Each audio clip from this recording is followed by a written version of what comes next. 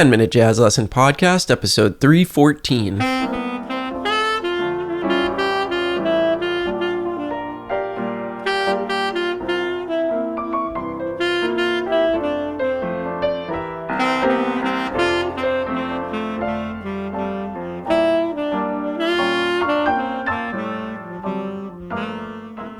Hey everybody, welcome back to episode 314 of the 10-Minute Jazz Lesson Podcast. We are in a new month here, the month of June, so you know what that means, a new series.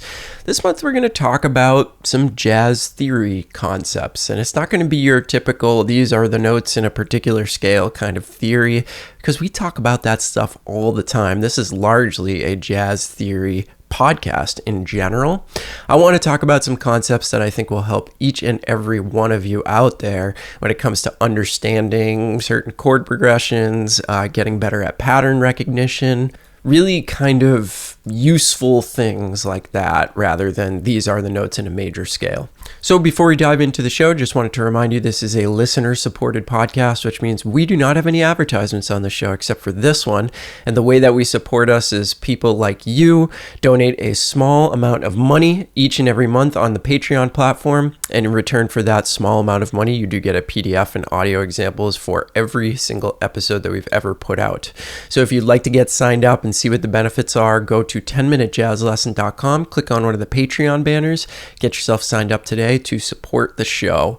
Shout out to our two new $5 patrons. Thank you to Roy and Glenn. Welcome to the 10-Minute Jazz Lesson family, and I hope you're enjoying all those materials that are over there. So again, that's 10minutejazzlesson.com. Click on one of the Patreon banners, get yourself signed up, and you get instant access to all 314 PDFs that we've ever put out. So that's quite a bit of material to jump into.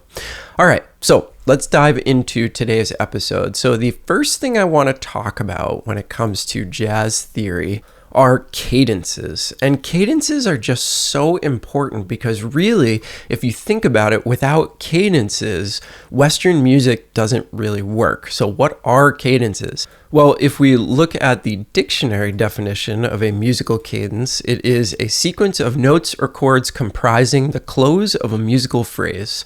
And that's exactly what it is. So at the end of a phrase, what'll happen a lot of the time that signals that the phrase is over is that we have a cadence. So what we want to talk about is the different kinds of cadences that you will see every single day as a jazz musician and learn how to recognize them, identify them, and actually name them so that when you're playing, you understand exactly what's going on. This is a really, really important way of improving as a jazz musician, is being able to actually explain to somebody what is going on in the set of chord changes that you are playing over. Now, of course, you're not really going to have to explain it to somebody else, but the goal here is to be able to explain it to yourself so that when you see a set of chord changes, it's not just a bunch of symbols on a page, but it actually means something. It's actually telling you a story. And that is going to make soloing, first of all, so much less intimidating. And second of all, it's really going to allow you, like I said, to tell a story and not just play random notes, right? You understand the cadences, you understand what's happening, it helps you see the phrasing, it basically just helps everything. So let's talk about some of these most common cadences and what they are comprised of. So pull out your PDF for this episode and we're going to go right through all these different cadences that I have written out. So there's a term that we need to talk about, an authentic cadence. And basically in Western music, an authentic cadence means that it goes from 5 to 1.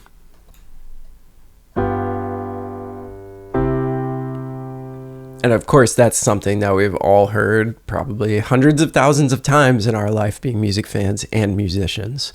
So there is in classical theory, like the stuff you study in college if you're a music major, there is something called a perfect authentic cadence. There's something called an authentic cadence. We're not really worried about that. All we really care about is that the term authentic cadence means that it goes from 5 to 1.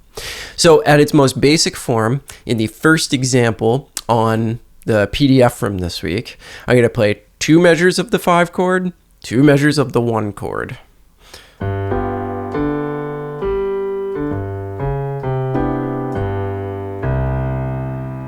That's it at its most basic form. Now on the second example, the second line, I've got another authentic cadence, but this time it's going to a minor key. So this is still 5 with flat 9 in there, and then I'm resolving that to 1, but this time the 1 is going to be minor.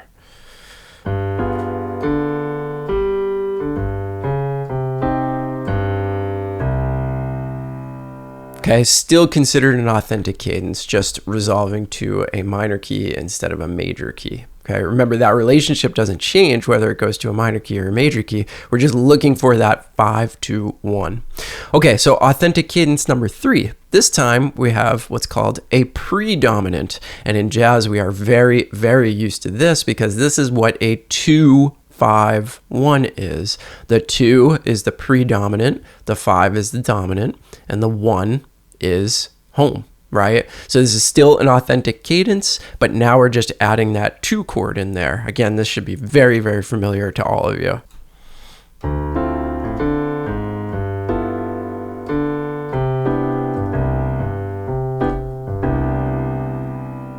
Again, that's something that if you've been listening to this podcast or playing jazz for longer than like 2 days, you know what that sounds like.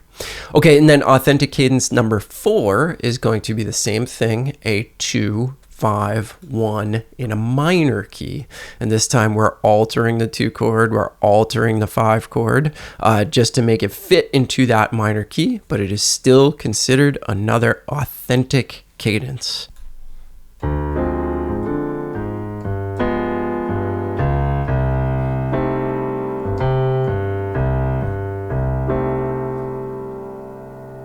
All right, so that covers our 4 authentic cadences, the 4 that you will see the most often.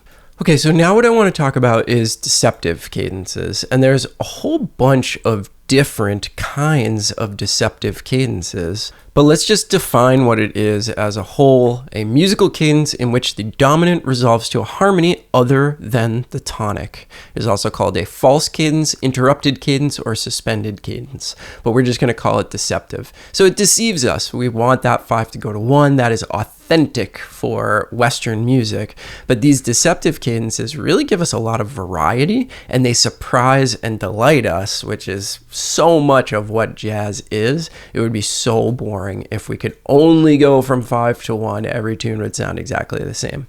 So let's talk about a bunch of these cadences. Some of them you will have heard of before, some of them maybe not, but let's go through a bunch of them. So deceptive cadence number 1 is what's called the backdoor progression. So this is a 2-5, but then it resolves up a whole step, right? So what this does is it deceives us. We think it's going to go 2-5-1, but instead what the chord progression really is 4 flat 7 1.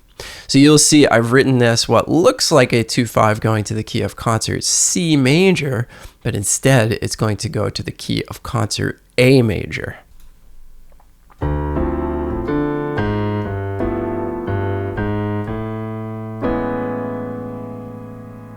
One more time.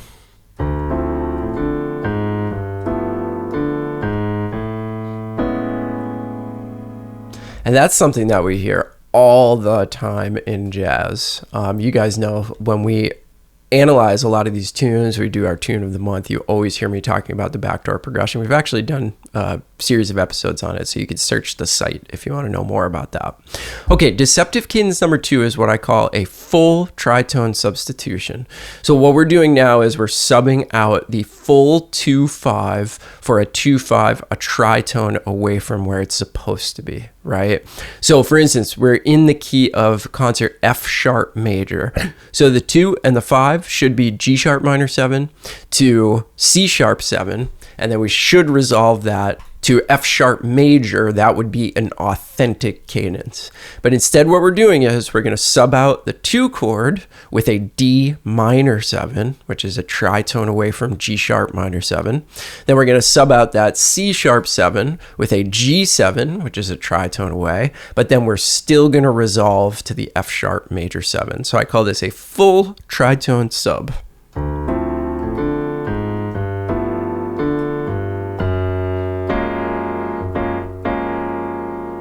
Now, we did a whole series on the tritone substitution, so that should be something that sounds a little bit familiar to you. But basically, I just want you to know that we call that a deceptive cadence. Anything that goes anywhere else besides 5-1, we would call a deceptive cadence. All right, the next one that we have here is what I call just a half tritone sub. So really the only chord that we are subbing out that makes it a deceptive cadence is the 5 chord. So you'll notice that we're still in the key of F sharp major, concert F sharp major. We have our regular 2 chord, G sharp minor 7, but then the next chord, instead of C sharp, we are subbing it out for a G, and then we are resolving to that F sharp. This makes it a really, really nice half step motion.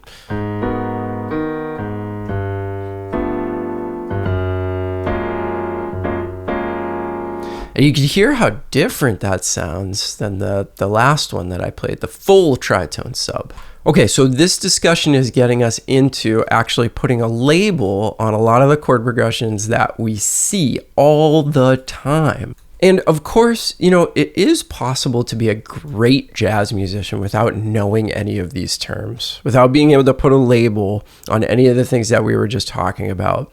But I do think it's really important to be able to speak intelligently and use the correct language about music. I think it's just better all around. Is it the most important thing at the end of the day to be able to use all these music theory terms? No. Of course it isn't. But I'm a firm believer in that when you're trying to get your ideas across, you should be able to speak about music. And these terms and understanding these patterns, I think, goes a long way towards that. It'll also make you feel just a lot more confident when you're talking about music or playing music with somebody else. Just knowing this stuff is kind of a big deal, in my opinion. So this is the difference between deceptive and authentic. Let me know if you have any questions. Remember, you can always get in touch with me on the 10-Minute Jazz Lesson Community Facebook group, or you can email me 10minutejazzlesson@gmail.com. Remember, if you want to get the PDF for this episode, 10minutejazzlesson.com, click on one of the Patreon banners, get yourself signed up for instant access. Hope you're all doing well out there, staying safe and healthy. We are still recuperating over here at the Manella household from our COVID experience, but we're feeling better every day. So hope you all have a fantastic weekend, and we'll see you next week with another episode. Bye, everybody.